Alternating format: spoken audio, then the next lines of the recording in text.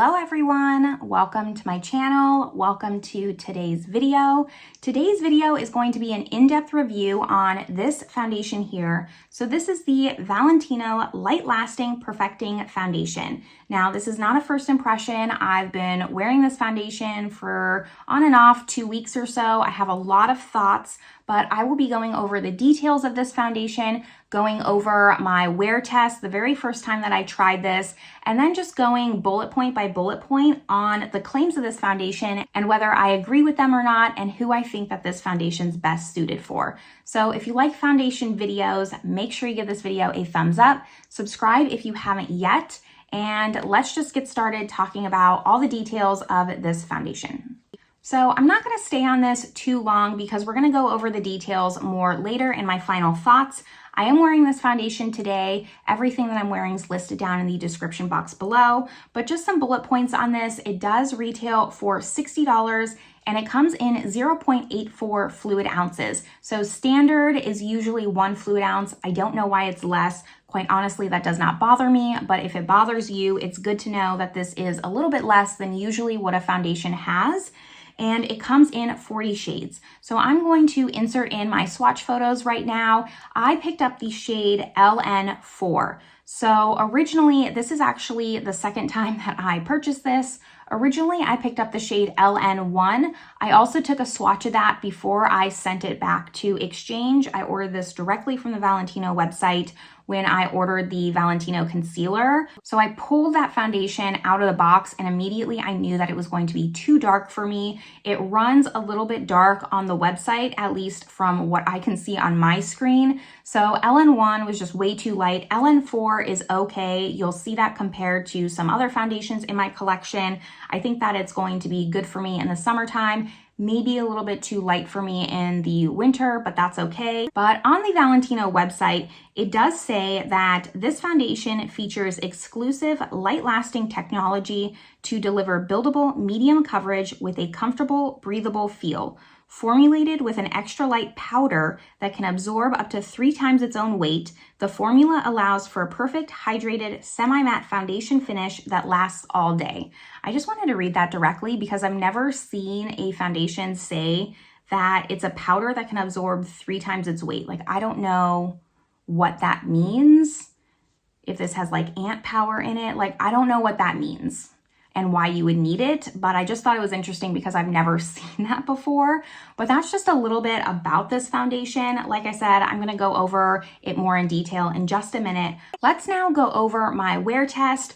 Now I have normal leaning dry skin and I do live in a pretty neutral climate. It's not too humid, it's not too dry, really just smack dab in the middle here. So I feel like also, on top of just loving to review foundations, I feel like I have a good skin type and a good climate to review foundations because I'm really just right in the middle of everything and I can see which way it leans. Now, I'm going to insert in some footage of my wear test, and that is the very first time that I wore it. And when I do a wear test, I only have on my skincare. I have no primer because I really want to just get a basic feel of the foundation and see what I need to tweak and go to really get the best application. So the very first time that I wore it, I go in with my favorite way to apply, which is a sponge. And I only used 1 pump of this foundation and I was really impressed with the coverage right off the bat. It's a little bit more of a liquidy foundation, so it was really spreadable and I almost didn't need that entire pump, but it gave just like the most natural finish with just a smidge of glow. Now I did notice that this foundation oxidized just a tiny bit, so while it runs darker online in the swatches, you have to account that it might oxidize just a tiny bit. I maybe should have gone with LN3, but it's fine. I'm happy with the shade that I have. And then also, I really mostly used cream products when doing my makeup. You don't see me doing the rest of my makeup, but it's important to know later on that I did not powder and set down this foundation. I only powdered and set down my concealer under my eyes. I don't think I even set down any of my T-zone. And then going into the 4-hour check-in, which I do outside in natural daylight, that day it was raining, so the natural daylight was a little bit lackluster to say the least, but I tried my best. And, you know, I didn't notice anything major. I noticed I was a little bit shiny in the T-zone. I kind of chalked that up because I didn't set my makeup. So really, other than that, that was basically it. It wasn't creasing, it wasn't caking, it wasn't bunching up, it wasn't doing any of that. It looked exactly the same, just a little bit more glowy than when I applied it.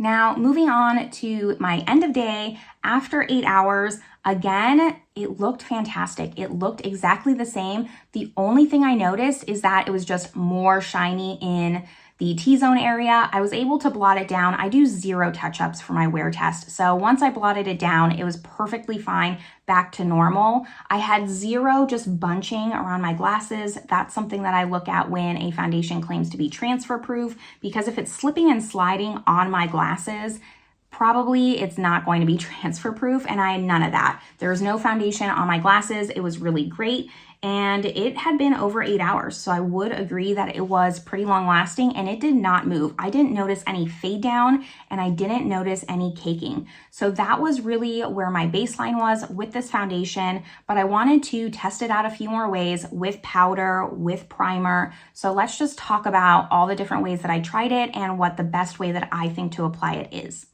Moving on to my final thoughts. So I did try this with a lot of different products.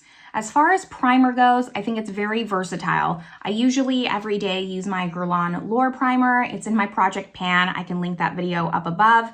Did not affect the foundation whatsoever. If I used a pore blurring primer, did not affect the foundation whatsoever. What did affect the foundation was if I used a setting powder or not. Now, if you remember in my wear test, I did not use a powder. And then the second time I used a setting powder, and I noticed that the longevity just went completely downhill. While it looked flawless on, it was like a vent level foundation. I loved the look of it.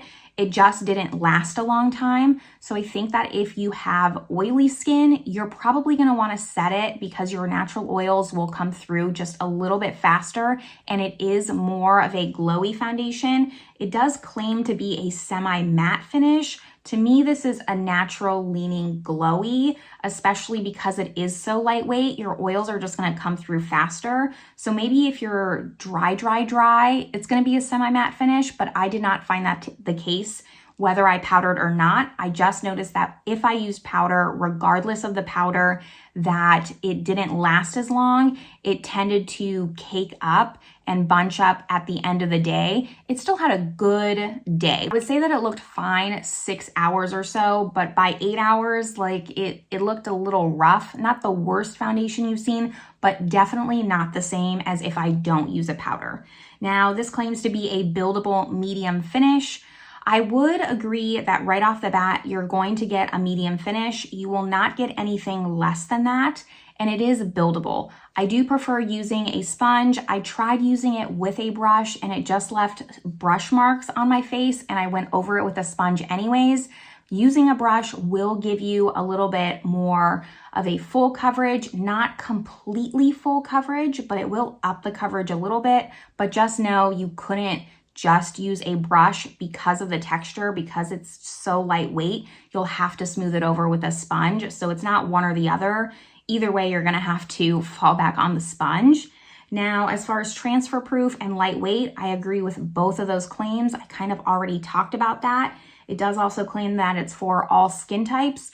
I would agree with that. I think just going back to the powder, that depending on your skin type is going to depend on how you use the foundation. Not everyone could use it the same way, but I do think that this would work on all skin types. And the last thing that I just want to note is the fragrance. Now, I am not super picky when it comes to fragrance in my foundation. It doesn't really bother me too much. However, I did note that this did have a fragrance to it. So if you are sensitive to scents, you won't like this. Also, like I mentioned in my wear test, this does oxidize, and I find it very difficult to shade match online. But overall, those are just kind of the bullet points on the details. As far as my personal opinions, I've been really enjoying this foundation. I've been reviewing a lot of foundations in 2023. It feels like everyone's coming out with a new foundation. Now I know that this is not a new one. It's just new to me. It's newer, I would say, but it's not brand new. It did not just drop. I just wanted to try it since I was also picking up the concealer. And, you know, currently in my little foundation bin of foundations that I'm just getting more use out of so I can update you on whether I like them or not, I've really been enjoying the Maybelline Superstay Skin Tint, the new one, and this completely like threw that off first place, and instantly the very first time I wore it, I love this. I love the coverage and how lightweight and natural this just feels on the skin. It feels like I'm wearing nothing right now, and I feel like I have a pretty amped up makeup look. Like this is not a natural makeup look whatsoever, but it feels like I'm not wearing anything on the skin. So I love it for that reason, and I will, like, if I have an event, I will be using powder to set this because it just gives like this blurred finish to the skin and looks absolutely amazing while still looking natural. If there's anything you take away from this video is just how natural and long-lasting this foundation is. I love everything about it. It's very versatile in that, you know, you can use whatever primer you want. It's not gonna affect it too much. The only caveat being the powder, but that doesn't really bother me too much because it's not that I have to pick and choose what powder goes with it and what doesn't. It's just I won't use powder. It only bothers me if like the Hourglass setting powder works with it, but not, you know, the Maybelline Fit Me powder or something like that. Then I have to try and remember in my brain which powders look good. This is just one that day to day I would not wear powder with, and that's it. I am really happy that I decided to give this a shot and not just try like the new because this is not new. And I was kind of thinking, you know, I don't know if I'm gonna pick this up because no one's gonna be interested in it, but I'm glad that I did because regardless of people being interested or not, I really enjoy this foundation. I will continue to use it. We'll see just where this falls on my foundation roundup once I have about 6 to 10 foundations that I've tested and done in-depth reviews on, because sometimes I'll do an in-depth review, sometimes I do a first impression. It kind of just depends on what I feel like that day, quite honestly. So it'll be interesting to see if this gets dethroned because I just can't see it getting dethroned. This might be, as of right now, my favorite foundation for 2023. It's gonna be really hard to trump this. I like it that much. So I'm just really happy that I tried this. It was a little bit of a pain in the ass having to get the wrong shade, send it back to Valentino, have them send me a new shade, but regardless of all that, I'm just very happy with this. So you'll have to let me know down in the comments, have you already picked this foundation up? I haven't seen too many people talk about it, but let me know your skin type down below in the comments and what you think of it. Let everyone else know in case you have dry skin or oily skin. I can only speculate on how it works for everyone else. I can't know for sure. So share your just information down below and your thoughts on this foundation. But that's all that I have for you today. I hope this video was helpful, the swatches were helpful, and I will see you all in my next video. Bye everyone.